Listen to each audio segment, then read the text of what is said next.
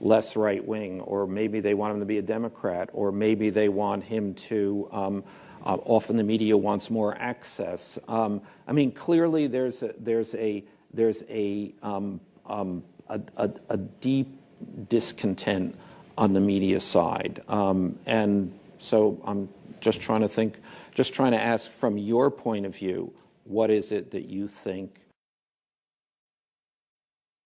they want? What can you give them? What can't you give them? I'm trying to do a little family therapy here. In my view, Michael, most members of the media want to get the story, want to get it right, want to have access, want to have sources, want to certainly have access to the president, the vice president, cabinet members, maybe the senior officials. Some in the media want to prove that they've been right about him all along. And you have a couple of people in the media openly questioning whether they should refer to him as President Trump. When have you ever seen that before? And I mean, I just wasn't raised that way. That you respect the office of the presidency and its current occupant. And yes, some of you out there are saying, well, this one and that one. But you're pointing to individual people. You're not pointing to an institution that is grappling with this big question. Some people are openly, the words that are used to describe him are, I can tell you that he is somebody who I believe has made tremendous sacrifices to become president of the United States and did it for the right reasons and had a way of connecting and communicating with people that is very organic. I mean, the idea that we were outspent by so much and understaffed by so much, and he and Governor Pence were just so effective. They were our two greatest assets in winning the race, and so effective in going out and naturally communicating and connecting with people. But I think that the media hasn't gone back, by and large, and talked to those people. Some have. But again, if we're just talking to each other, if the coverage of candidate Trump and nominee Trump and President-elect Trump and President Trump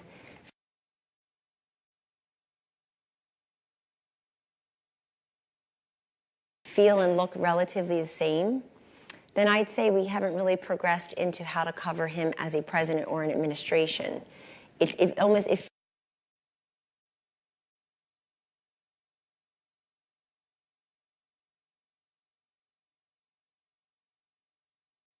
somebody who says, I never talk to the media, you're really free to talk to the media as much as you want, because nobody would suspect you're talking to the media, which is fascinating. But on this issue, I would just say this. Do you actually think he's covered fairly and objectively? Do I think? I think not at all. I think democracy dies in darkness. Every time I look at this, I think, oh my God.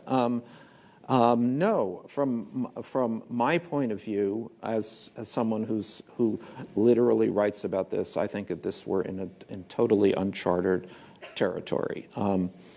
But having said that, this administration is more media crazy than any I've ever watched. I mean, you talk to the media all the time. You want coverage all of the time. You hurt when the coverage is bad. So there's this interesting kind of thing. And it goes the other way too. Obviously, the media hates you but can't get enough of you. You hate the media but can't get enough of the media. Is you the administration you're talking about? Because yes. You're looking at me. Yes. Yeah, I just think of you as. I don't really hate anyone. I have 4 kids. You can't scare me. I have 4 kids. There you go. So. We're scared together. So again, I think these are overgeneralizations, and I don't want to overgeneralize the relationship with the media or the media writ large. I see the White House press corps. A lot of folks work really hard and are there pre-dawn, they're post-dusk. They try to get the story, et cetera. But I guess I am surprised at, and I know there's clickbait and viral interviews and all that, but I am surprised when we constantly see the same words used to describe the administration or the president, or you'll have the cabinet secretaries on the Sunday show, something I've been advocating for months, and I'm very happy to see them out there. And then they'll give these great interviews, and the headlines will immediately be struggled to explain or contradicted, or those are already written. And again, what people really want to know out there is, what did they say and what does it mean? And why should I care? And people will go find the news if they can't find it in the news. They just will. That's an advantage people have now. But when you say, when you talk about the hostile relationship, I mean, the free and fair press, that comes with responsibility, though, to be fair as well as just free. I mean, it comes with a certain responsibility. And if you read people's Twitter feeds, I'm telling you this is very important. I talked about it first in during the campaign on a morning show. And I know Jim Vandehei talked about it after that on a morning show. But it's a very important point, because it would never pass editorial muster. It just wouldn't. And if it says tweets are my own and it's 10:15 a.m. and you're in the building where you work, tweets are not your own. People see you as the person who then goes on TV later and is covering this presidency objectively, where you've spent an hour of your day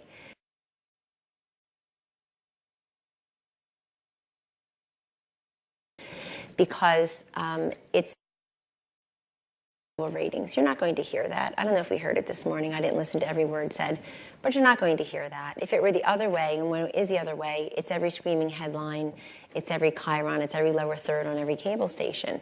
And so there's a selectivity there also of what do we choose to highlight as a press versus what do we choose to allow to recede into the background. So the New York Times, it seems to me, has a virtual beat, and in that beat, which often merits a front page story, the beat is the President Trump is an aberrant president, and this beat I would argue is sort of largely owned by Maggie Haberman, and I know the president's views of Maggie Haberman. And yet why does he speak to her? What do you mean, his views of her? Well, I know. I mean, his views of her is he doesn't like her. I mean, I've Why heard would you this. Say that? Well, because he's told me. Michael, I just have to push back. That's just not true.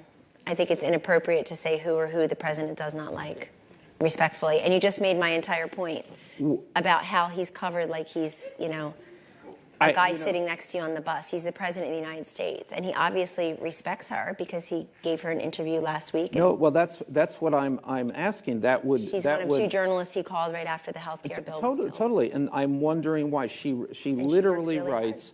You can't not follow what she says and not conclude that this is her. Literally, it's a beat. The aberrant presidency of Donald Trump, New York Times beat. She's the writer on that beat. I know what the president thinks. I mean, I know what he's said about her, and yet he reaches out to her. So I'm just wondering what. I mean, maybe that's a good thing. You can say, you reach out to people. Well, it certainly undercuts the ongoing premise that, he's not giving access to the press, or he's not fair to the press. He does. He gives interviews. But I just have to back up because you've mentioned somebody by name who I regard as a very hardworking, honest journalist who... Yeah, no, it's on me. You didn't mention No, she's a very hardworking, honest journalist who happens to be a very good person, a mom of three who works hard, who seems ubiquitous in print and on TV. And I think just had a really nice profile written about her. But since you mentioned somebody by name, it just felt a little uncomfortable. But look, Donald Trump is somebody who, as a businessman, as a successful businessman, as a very well-known New Yorker who bet on New York and had vision when no one else would, who's a master brander, who is successful on television, he is somebody who has always dealt with the press. This is not unusual, unfamiliar, uncomfortable for him at all. He's a natural with the press. What's different is him being in politics. That's what's different. And what's different for the press is, in my view, is covering somebody in politics, now in the presidency, who is not a typical politician, who you weren't used to covering when they were a governor or a senator, where you had that relationship with them and their staff that was political/government in nature. It was Washington in nature. It was state government in nature. So it is look, everybody's still trying to find their way on that in that regard. But President Trump is somebody who has had a relationship with the media and frankly has had a lot of positive press over the years when he has been interviewed about his businesses or interviewed about his real estate projects or his other products that he's put out there, his golf courses, which people love around the world.